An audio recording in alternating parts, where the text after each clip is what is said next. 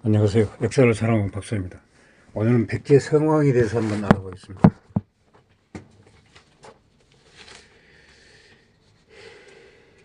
백제와 신라는 장성 때부터 본격적으로 시작된 고구려의 남진에 대항하기 위하여 나제 동맹을 결성하였습니다.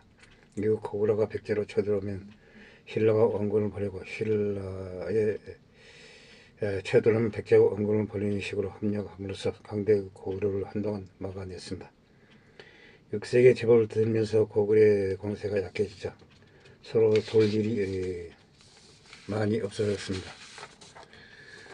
나제 동맹도 다소 느슨해졌다고 합니다. 양국이 후방에 있는 가야의 영주권에 대해 신경을 버리거나 서로 믿지 못해 국경에 방어 대시를 갖추는 일도가 있었습니다. 이렇듯 동맹이 틀어지던 541년 백제의 성왕이 먼저 동맹을 계기하여 제3차 나제 동맹이 체결되었습니다. 하지만 그해 성왕은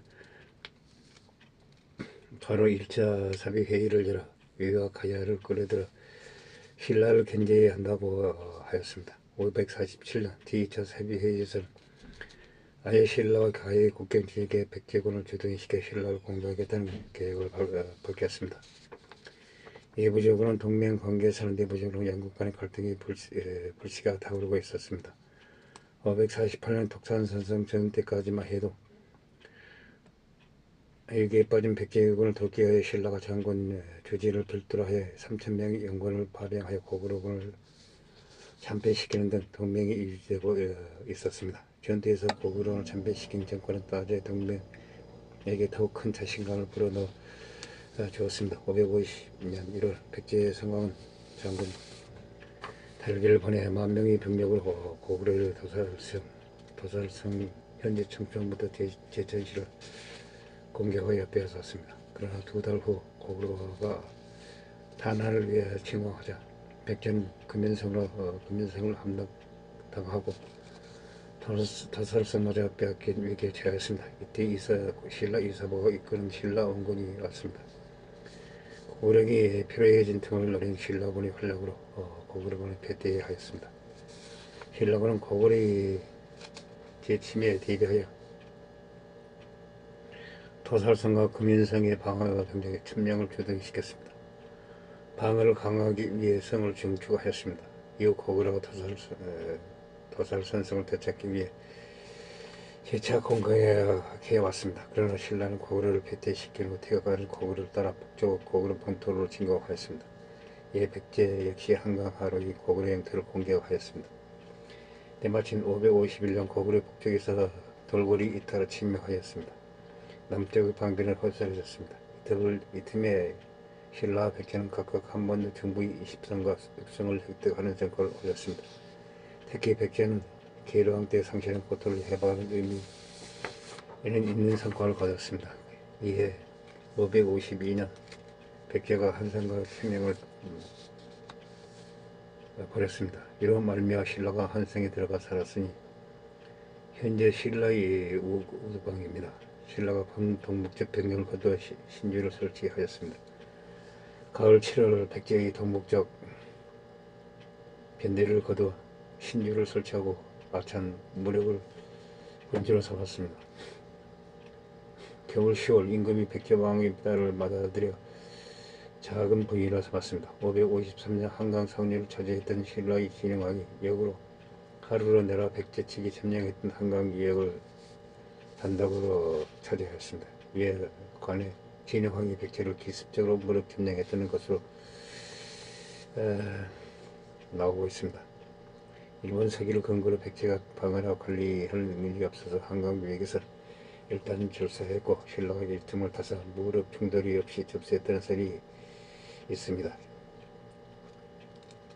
일본 서기뿐만 아니라 국내 사사 삼국사기에서도 직접적으로 설명되지는 않지만 한강사 바로 영토를 신라가 차지했다는 부분에서 가절치 한자를 쓰고 있는데 공격을 해서 빼앗았다면 삼국사기의 다른 부분처럼 공치 한자를 쓰는 게 자연스럽다는 근거가 있습니다.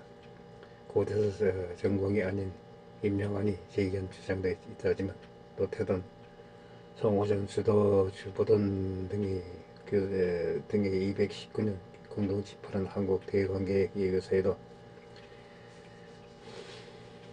백제가 포기한 후 신라와 무효를 입성이라는 실려 있습니다. 유명한 교수만이 주장으로 보기는 어렵게 되었습니다. 자세한 내용은 신라의 한강 위에 점령 성왕 문서로 성왕은 신라가 한강을 차지한 지 석 달 후 자신의 딸을 신라 왕실에 시집보내며 나중에 동맹을 다시 굳건히 하는 태도를 보였습니다. 이후 흐름을 봤을 때 백제 성왕이 신라를 방식해 만들기 위해 딸 하나를 희생시키는 전략을 쓴 듯합니다. 또한 이는 당시 특별한 신라 왕실의 상황을 염탐하는 수단이었지 모릅니다. 같은 시기 일본 세기 기록을 본 정원의 백제가 상부 덕설, 와야 차주와 진솔, 예색돈 등을 일본에 보내 군병을 요청하여 하고 위는 6월에 전쟁 문자를 백제에 보내줬다고 합니다. 554년 초 외가 구원군 말배를 백제에 보내주고 백제는 역박사, 의학박사, 음악가, 승려 등 선진 문물을 가진 도리인들을 예외의 담대로 보내주는 등 신라와의 교련 등을 방심을 유도하기 위해서 일본 은밀히 전쟁 준비를 계속하고 있었습니다. 일본 세계에서는 외의 원군을 요청하고 외가 병력 무기를 보내주는 것 위주로 기록되었지만 백제 성왕도 이 시기에 전쟁 준비로 연합군 편성을 진행했을 것이라 추정되고 있습니다. 신라 조정은 정경 교책이었습니다. 진흥왕이 성령이 된 지 얼마 지나지 않는 시점이었습니다.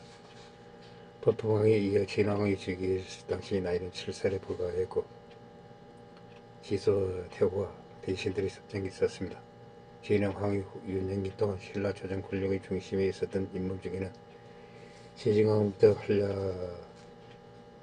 한라간 맹정 이사부가 있었습니다. 젊은 나이에 일찍이 우상국 울릉도를 정복하는 성과를 올린 이사부는 529년 금강가야를 공격하여 항복을 받아내 합병을 이끌었습니다. 540년 진흥왕이 어린 나이에 즉위한 후 이사부는 군부 최고의 직위인 병부직령에 있었습니다. 병부령에 있었습니다. 공권을 장악하고 있었습니다. 이후 이사부는 548년 독선 산성 전투의 승리, 550년 소설성 금현성 전투의 승리 등 많은 경과를 거뒀습니다. 551년 마침내 성령이 된 진흥왕이 친정을 시작했습니다. 18세 청년 군주 진흥왕에게 노장으로 습정 시절 권력의 핵심에 있었던 이사부는 걸림돌이었습니다. 신정을 시작하면서 진흥왕은 곧바로 이사부를 권력에서 배제시켰습니다. 550년 이후 서사에서 이사부의 이름이 가르쳐 사라짐은 이런 이유 때문인 것으로 풀이되고 있습니다. 다만 이사부는 약 10년 후 진흥왕의 권력이 공개해지며 다시 증명되었습니다. 어쨌거나 친정을 시작한 직후 진흥왕은 이사부 등 원로들을 배제한 채 군부를 재편하고 김무력 등 전문 장수들을 중용하였습니다. 김무력은 이사부의 부장이었지만 사실 다소 껄끄러운 관계일 수밖에 없었습니다. 김무력은 금강가의 마지막 왕 고이한 왕의 아들로 올라가야 왕자였습니다. 금강가야를 멸망시킨 인물이 바로 이사부였던 것입니다. 552년 이후 김무력은 신라군의 주력을 자주 취하게 되었습니다. 553년 진흥왕의 명을 받아 한강 유역을 접수하고 신유를 설치한 장수 역시 김무력이었습니다. 이처럼 신라군의 전국이 급변하면 백제 성왕에게는 절호의 기회로 보였을 것입니다. 전장에서의 거의 50년을 활동한 불패의 명장 이사부가 사라진 것은 백제로서는 놓칠 수 없는 기회였습니다. 신중하고 희망스러운 지소 태후와 용맹과 지략을 겸비한 이사부를 대신하여 신라를 이끌게 된 것은 머리에 피도 안 마른 진흥왕과 용맹하지만 아직 경험이 부족한 젊은 장수 김무력이었습니다. 진흥왕 성왕의 아들인 태자 부여창보다도 나이가 어렸습니다. 밖에서 볼 때 20살도 되지 않는 젊은 왕이 헬기와 개인적인 감정을 앞세워 당대 최고의 명작을 작전시키면 그의 참회를 가까운 행동으로 비춰졌을 것입니다. 게다가 이삽을 대신하여 신라군이 이렇게 된 인물은 신라에서 방금을 보았을지 모르는 가야 왕자 출신 김모략이었습니다. 결국 결혼 동맹 직후 554년 1월 성왕은 귀족들의 반대에도 불구하고 갑작스럽게 신라를 치기 위한 군사를 일으켰습니다. 이 신라 정벌 군의 규모 이상의 대가야군과 왜군 1,000명도 합세하였습니다. 마치 강원계 대왕명부에 기록된 4세기 후반 무렵의 구도와 비슷하였습니다. 신라는 그때의 약소국이 아니었습니다. 백제의 이와 같은 군사 행동으로 양국 간의 대결은 필요스럽게 되었습니다. 그 직전 553년 11월 왕자 부여청이 세 나라의 연합군을 이끌고 백함장 전투에서 고구려를 패퇴시켰습니다. 400년, 404년 때처럼 광개토왕에게 당했던 것과는 다릅니다. 삼국세계와 일본세계, 성공유사 등의 기록이 여러모로 차이를 보입니다. 이하에서 이런 정황상 관상성 위치를 옥천군 한산성으로 본 기례를 우선하여 전제하며 기타 지명들에 있어서는 진성을 충남 금산군으로 고타모라를 청산면 군성으로 전제하고 있습니다. 이하의 기술은 모두 이 전제를 토대로 진행하며 서로의 사료의 해석과 전장의 지목을 달리함에 따라 사람을 완전히 다르게 이해될 수 있습니다. 사비로 천도한 직후의 백제는 상대적으로 과거 운진 백제의 시제보다 공격이 많이 늘어나 있었습니다. 병력 규모는 삼국사기, 삼국유사, 일본사기 모두에서 공통적으로 3만 명으로 기록하고 있습니다. 크게 의심할 부분이 없어 보이는데 이 중 대부분이 백제군이겠지만 아신왕 시절처럼 예군과 가야군도 많이 편성되어 있었을 것이라고 추정되고 있습니다. 병신년 백제가 정부 목리 시덕 원차 전부 시덕 알려 번역 등 축제에 번에 내신 자백령 등의 웃기를 덕설 자주 간설 색돈 등이 지난해 연달 4월에 와서 신등을 내년 정월에 도착할 것입니다 라고 하였다. 이에 같이 말을 자세히 하지는 않았다. 어느 것입니까? 아닙니까? 또 군대의 수는 얼마입니까? 이와 같은 자세한 정보를 약간이나마 들어 미리 군정을 쌓고자 합니다 라고 하였다. 또 따로 이제 들으니 항공하신 상의 조를 받들어 축제에 나가서 보내줄 군대를 살펴보라고 하였다. 그 말을 들은 기쁨 이루 비교할 수 없습니다고 했다. 올해의 상은 전보다 매우 이틀오니 보내줄 군대를 정월에 도착하도록 해주기 바란다고 했다. 이에 내신이 명령을 받들어 바로 도와줄 군대 1,000말 100필 배 40척을 보내도록 하겠다고 대답했다. 즉시 백제군은 최소한 2,000명의 예군 배 100필의 말 40척의 예국 선박이 포함되어 있었다. 이의 선박 40척은 1,000명에 이르는 병력을 수상하게 다소 부족한 숫자이기에 여러 차례 왕복하면서 지속적으로 병력을 전개했을 가능성이 높다. 상황이 축사도에 있는 군사들을 빨리 보내 그들이 와서 신의 나라를 돕고 또 인나를 돕기를 바란다. 그렇게 한다면 이 일이 대사를 이룰 수 있을 것이라고 했다. 또 신이 따로 군사 10,000명을 보내 임나를 돕겠다. 아울러야 아란다. 이번 일이 매우 급하여 한 척의 배를 보내 아니면 단지 좋은 비단 2필 탑등 1령 토끼 300 사로잡은 백성의 백성 남자들 둘까 여자 5을 바친다. 보낸 물건이 적어 송구합니다 라고 알렸다. 또한 성왕은 병력을 따로 10,000명 내의 인나를 돕겠다고 말했다. 이것이 당시 백제군이 충동원되어 가야의 힘의 공백이 생자 10,000명의 병력을 아래로 내려보내 가야 일대에 방배를 하겠다는 식의 작전설명으로 보인다. 이 시기에 이미 부여청 3만 명의 병력을 끌고 나아가 전선에 있는 상대 여성을 가해버린다는 이 1만 명의 병력은 별도의 군세로 추정돼 최종적으로 백제가 관산성 전투에 동원한 병력의 총 합계는 4만 명 정도였을 거로 추측합니다. 연합군은 본격적으로 출병 부지청을 빗들어 3만 명에 이르는 연합군이 553년 7월에 진성을 공격한다. 승성 3년 9월 백제군이 진성을 공격하여 남녀 3만 9천 명과 말 8천 피를 빼앗았다. 백제군은 진성을 공격하여 남녀 3만 9천 명과 말 8천 피를 빼앗았다고 한다.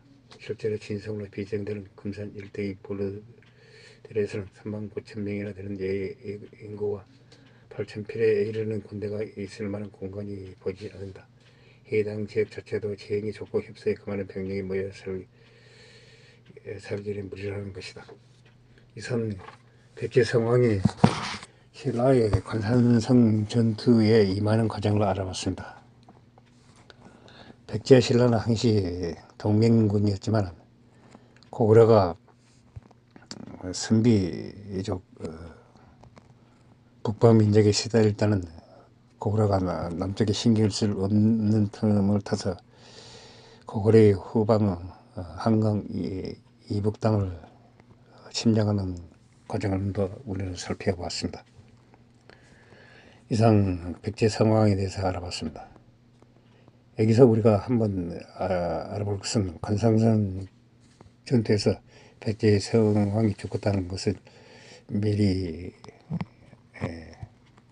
알아야 할 일입니다. 다음에 관상선 전투에 대해서 영상을 올리겠습니다. 감사합니다. 항상 부족합니다. 양해 부탁드립니다.